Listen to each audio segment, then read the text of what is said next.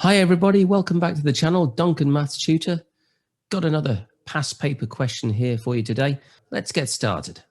Greg wants to buy a games console that costs £267.50. He already has £125. He will save £7.50 each week. In how many weeks will he have saved enough money? Okay, to start this question off, we're going to have to look at the amount of money he needs to get to. He's already got 125. So let's start by subtracting that 125 off 267.5. So we can do a little subtraction here. 267.50, take off 125, leaves us with 142.50.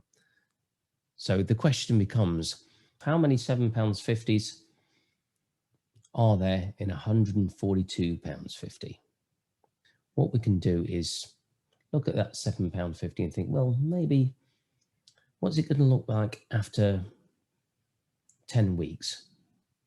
10 weeks of saving £7.50 is going to look like this. After 10 weeks, Greg will have saved £7.50 times by 10. Well, that's £75. But what happens if we double that? After 20 weeks of saving, Greg will have managed to accumulate £150.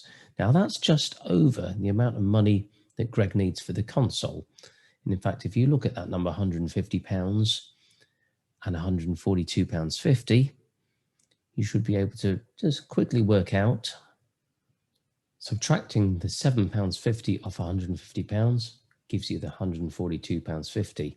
So if you're going to take off 1 week's saving of £7.50, instead of 20 weeks, it's going to give you 19 weeks to save up the whole money.